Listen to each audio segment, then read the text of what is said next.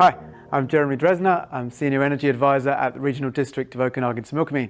We're going to be looking at how step code is applied in the Okanagan region and understanding how you can achieve some of the higher steps of the step code. We're going to be working with a builder, looking at how they're building to the higher steps, looking at the energy advisor and how they're advising on the project.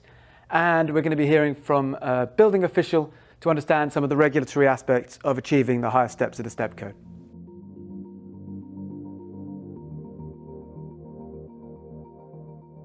Hi, I'm Mark Petrie. I'm a building inspector with the Regional District Okanagan-Similkameen. I've got 12 years experience in the building inspection industry, and as things change with the step code coming on board, building inspectors are going to have to change their approach to doing plan checks and submissions. So today we'll hopefully go over some of those areas of concern and make it more easy for the contractors and homeowners to submit those plans. So with the step code coming on board, we're going to be now receiving an energy evaluation report that's going to outline certain metrics to show they have compliance with the step code. Within that report, we're going to be reviewing certain aspects and make sure that they correlate with the plans submitted. So you're going to have your designer that's going to design an assembly that's hopefully coordinating with the energy advisor's listed assembly within his report. We're also going to ensure that they got the proper climate zone listed on the report. And we're going to look at some other key areas of concern. So today we'll start with some of the 6 strategies. So that's boosting insulation, ventilating your house smartly, ensuring you got the proper equipment installed, like your heating and your HRV. There's certain areas where they're going to start doing some smart framing to reduce thermal bridging. These can have some structural implications as well. So we're going to make sure they're doing these things correctly. And how they seal up the vapor barriers. Now, often you need one air barrier, you need one vapor barrier. I'm a believer that the more air barriers, the better, because it gives you a level of redundancy, but from a minimum code perspective, one air barrier is required. And then your doors and windows, which is another big aspect to the energy efficiencies. So they boosted their insulation in the wall, as we've discussed. They've got a 2x4 staggered stud wall, allowing to put R14 on each side of the stud and reduce, if not eliminate, most of the thermal bridging within that wall cavity. And they've also put 1.5 inches of EPS insulation on the outside that's foil faced. Within that insulation, it's actually been scribed, and the foil face gets these small punctures, which still allows it to breathe, to meet the breathability requirements of the code, so it still maintains an air barrier and doesn't constitute a vapor barrier. So that way, if you ever did happen to get some vapor within the wall assembly, it will dry to the outside and not cause any harm to the building. When we were selecting exterior insulation, we knew that we were going to be using stucco cladding, which is quite a heavy cladding. And so the problem presents itself in how do you hang heavy cladding off foam. This particular insulation is called QuickTherm. It has an integral furring strip which allows us to secure it directly to the studs behind using properly sized fasteners. These are available at BC Housing. They have a full chart on what to use and what spacings are required. In this case, it's a 16-inch spacing and it's a 16-inch stud spacing as well.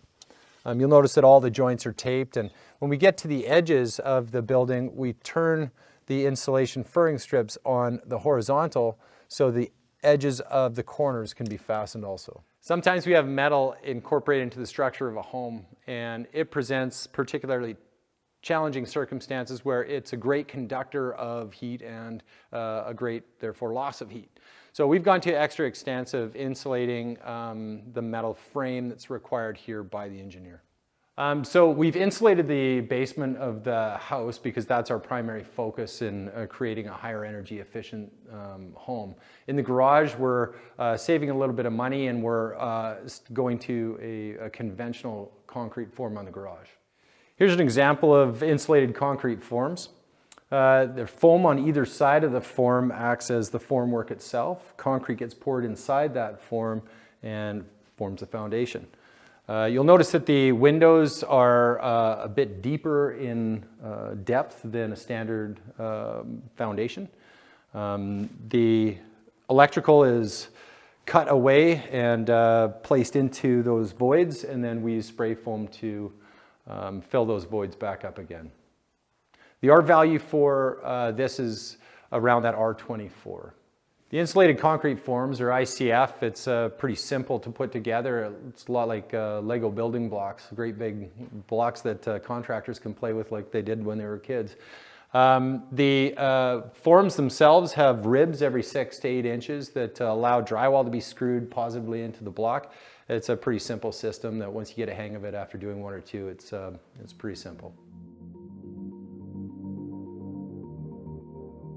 When we start to analyze whether or not the wall assembly is going to meet, we're going to take a look at the reports wall assembly that's listed. In this one in particular, they have a double 2x4 on a 2x6 wall plate, and it's going to be staggered to allow less thermal bridging, which is great. It meets the structural integrity required by code. But what we have to be concerned with is that you get too much fibrous insulation on the inside, so the area of low permeance, on the warm side of the wall sheathing. So there's actually a ratio that these need to meet. And this one in particular, they actually have 1.5 inches of EPS insulation going on the outside. So we're going to want to make sure that EPS insulation, number one, is thick enough to make sure it meets the ratio required from the building code. And number two, that exterior insulation is breathable and doesn't create a double vapor barrier location, possibly causing some condensation on the inside of the wall cavity. So the way we do that is we're going to take a look at all the listed assemblies. We have some software that we use that does the calculation, and in this particular situation they need to meet a ratio of 0.2. So when we calculate that with our software, the 0.2 ratio is easily met because their actual ratio comes out at 0.35. So this is totally a fine wall assembly and code compliant. One thing to note though, there is a level of diminishing returns with wall insulation and ceiling insulation. So this is where you're going to want to talk to your energy advisor and see where your budget and your money is going to be best spent. So out of the 6 strategies, should you be putting more money towards equipment or should you be putting more money towards the insulation? So this is an example of 2x8 plates on the wall and a staggered 2x4 stud. These are at 16-inch on center. Because the wall is 9 foot plus, we've done a blocking halfway up the wall. A couple of characteristics about this is the electricians love it because they don't have to drill holes through every member. They can just kind of weave in between the stud assembly, as you can see here. So the benefits of a staggered 2x4 wall like this is that we can have insulation on the outside face and the inside face of the wall, effectively eliminating the thermal bridging of the wall assembly.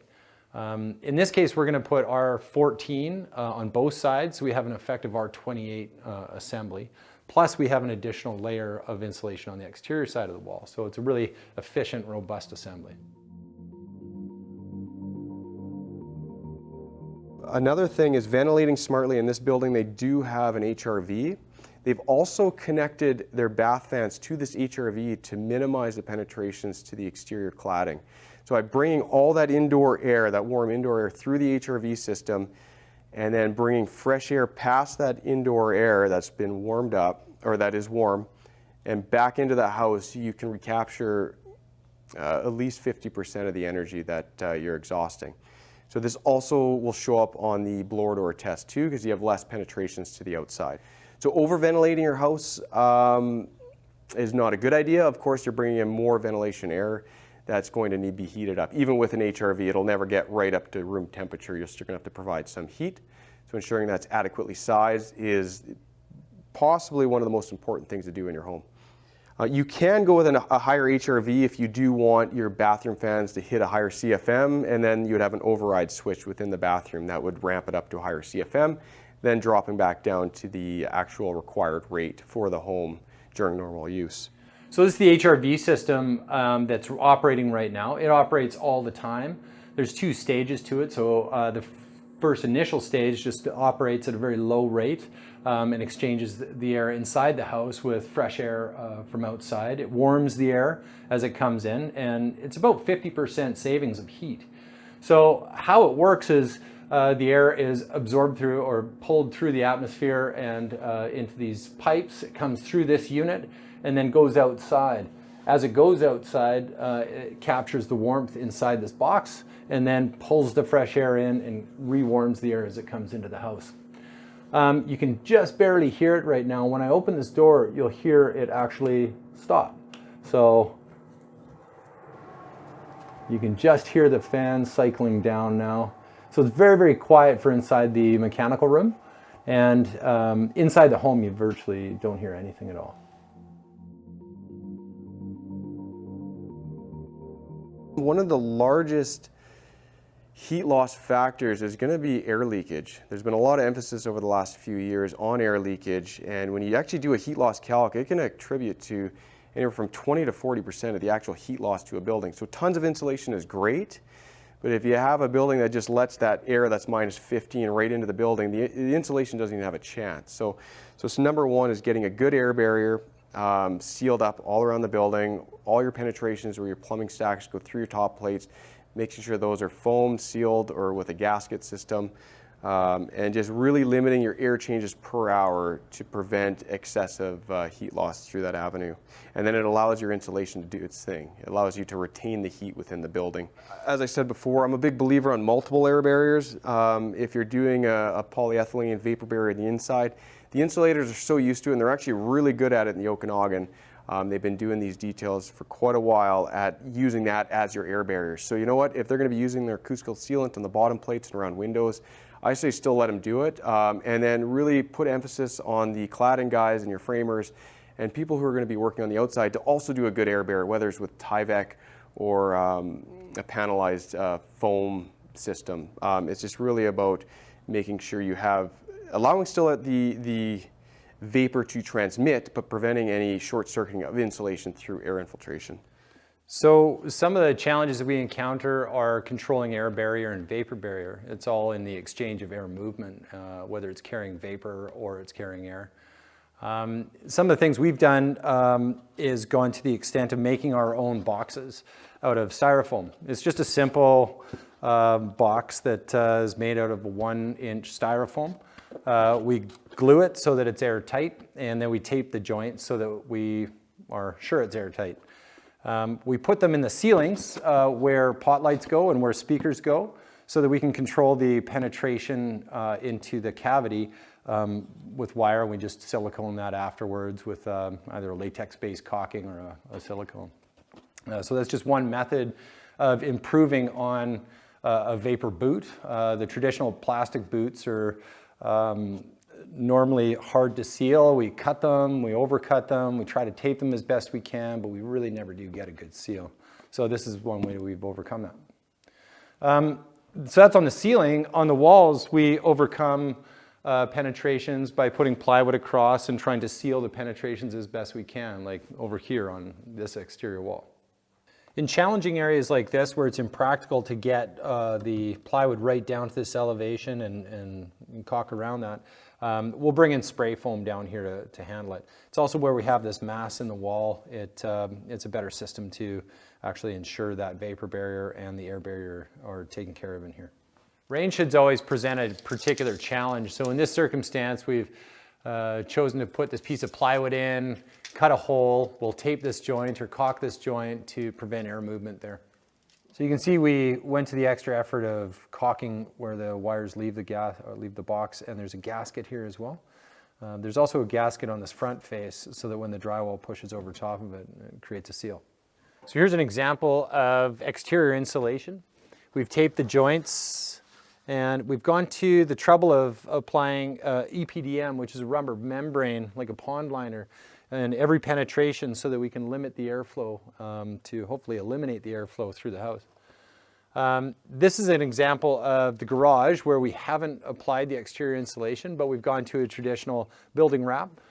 We have gone to the extent of actually taping all of the penetrations, even with staples.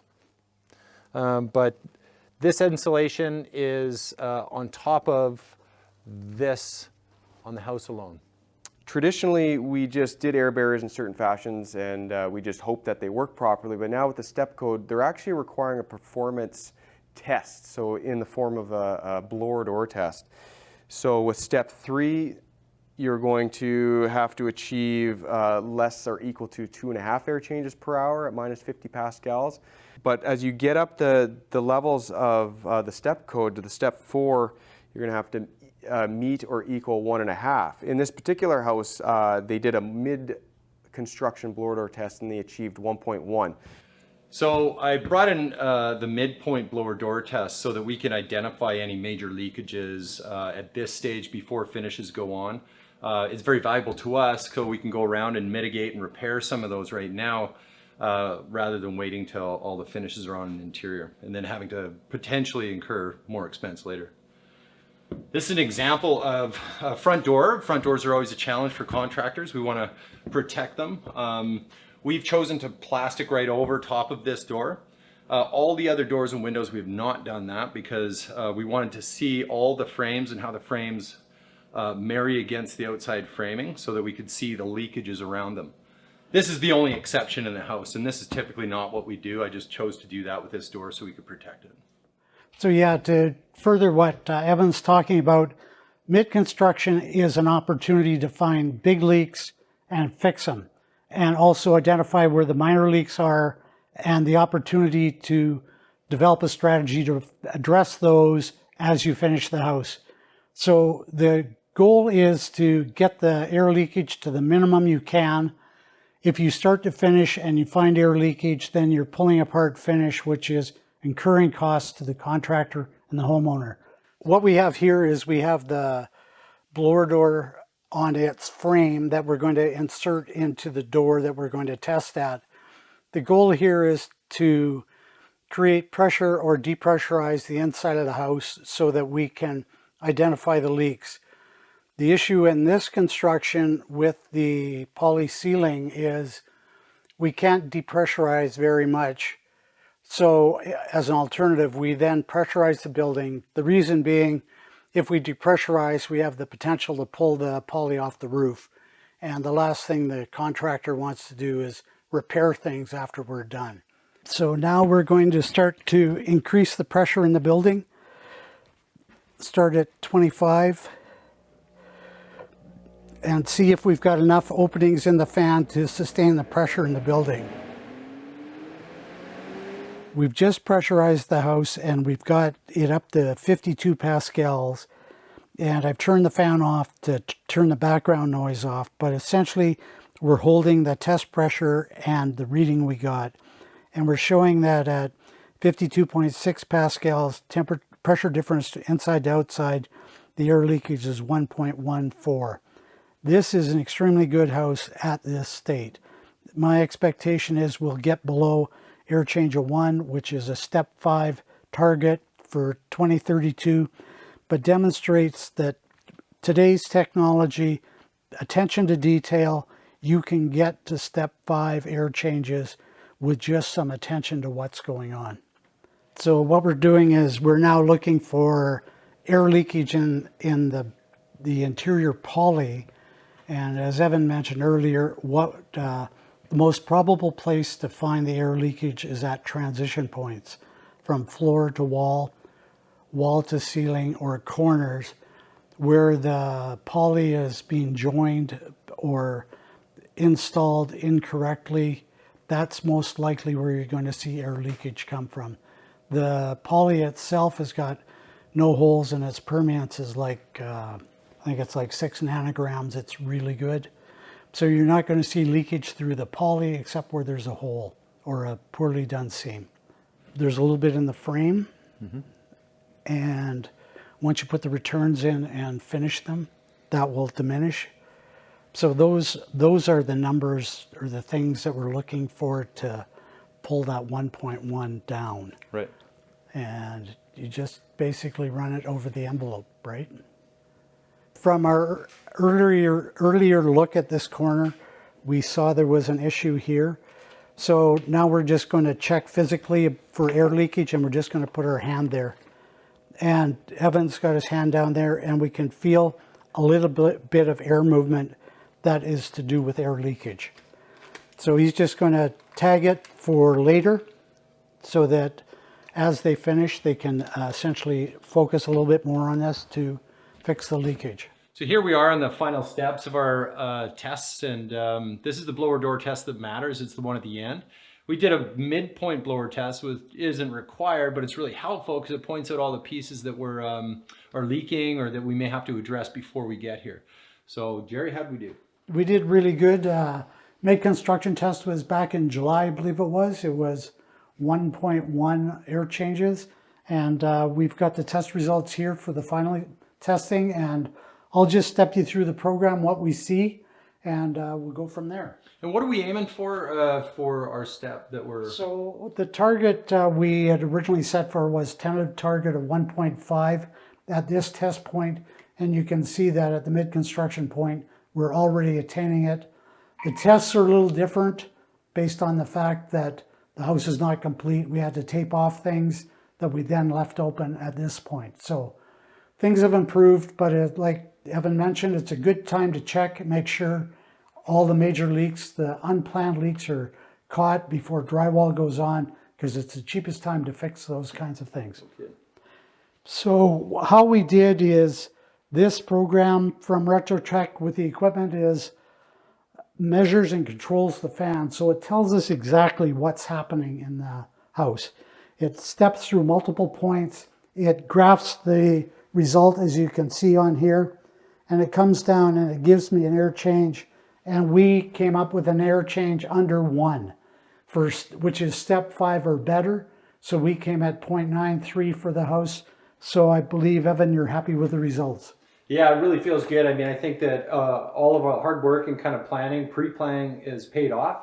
There's still lots to learn and lots to kind of overcome, but I think that it's really good results from my perspective, for sure.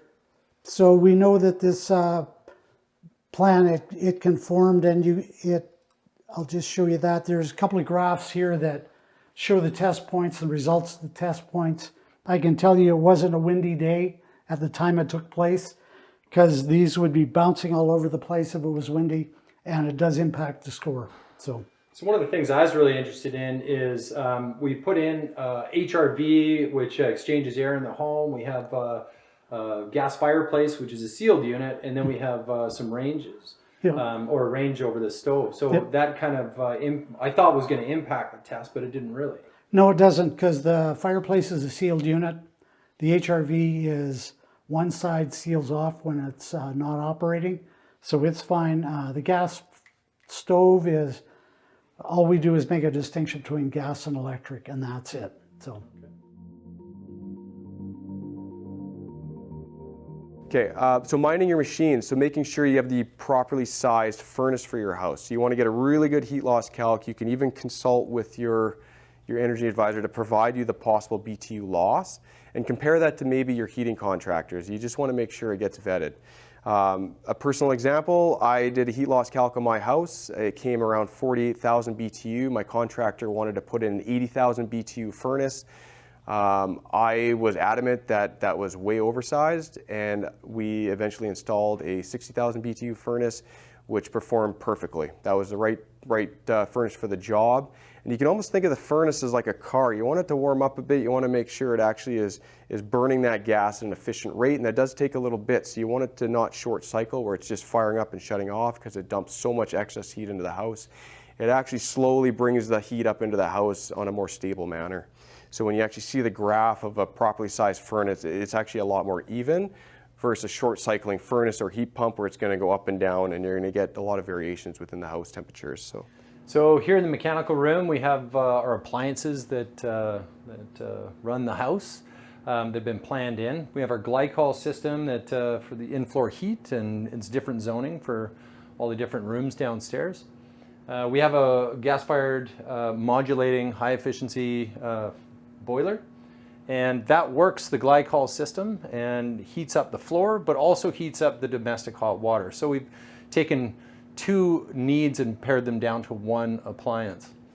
This is a high efficiency gas modulating furnace, and the modulating component is that it operates on several different settings, so it's always heating the air. It doesn't have to ramp up full or nothing. It's long since the jet engines of the 1960s where it would come on to full capacity and then end right away. So it's not trying to blast the whole air volume of the house and heat it all up at once. It's just topping it up as it goes. So that's the modulation of the furnace, and it's 97% efficiency.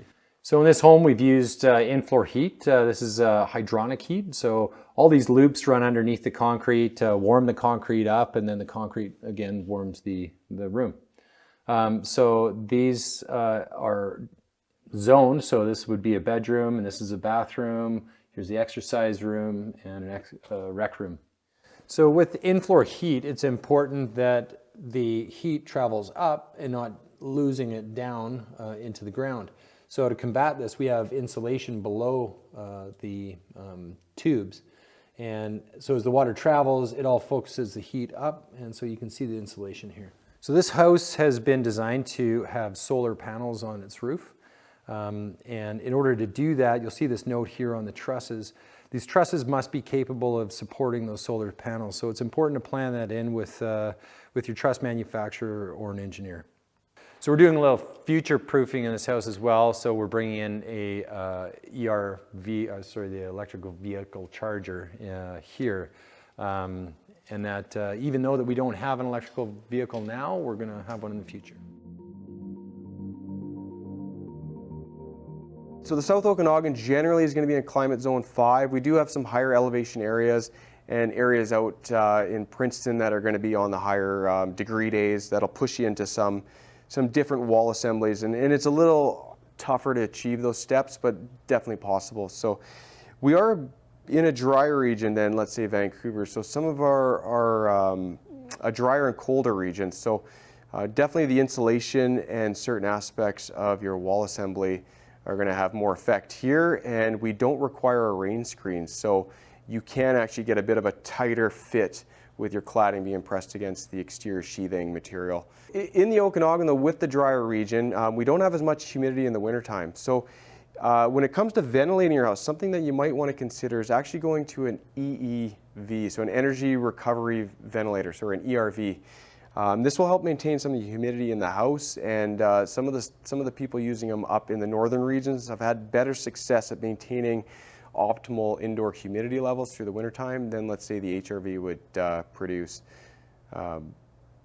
So just something to consider is choosing your equipment properly and talking to the experts that would help you not only achieve energy efficiency, but the proper indoor air quality. That's also what we're looking for from a code perspective. The last thing we'll talk about is just thinking about doors and windows. Choosing a high quality window is important, making sure that the weather stripping is going to last the test of time.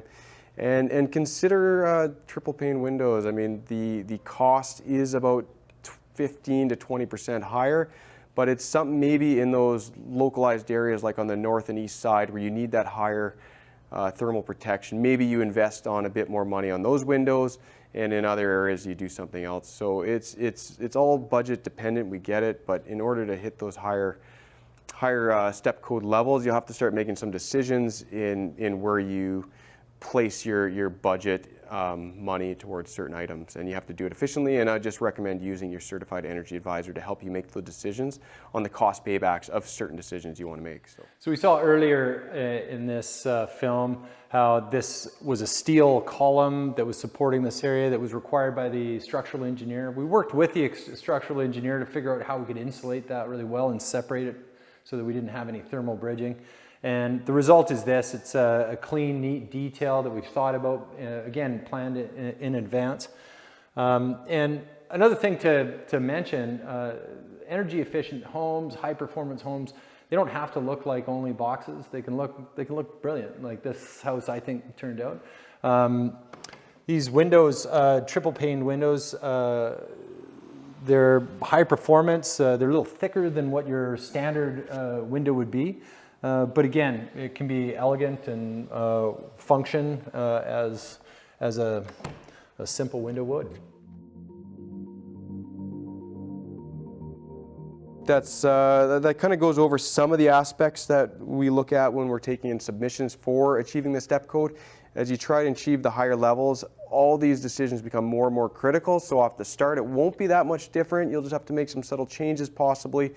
But I think it's through 2032 when we try to achieve a step 5, these are going to become inherently more and more critical. They'll become a little bit more and more strict, and building practices will become more and more conscientious, and attention to detail will just be on a whole nother level. So it's on a progressive scale. So through the years, just make sure that you're maintaining your studies and checking back with Fortis, making sure you can maximize your grants with their program that they're offering, and then taking the available training that the province and Fortis offers. That's often for free. So definitely a step in the right direction for everybody, including builders and homeowners.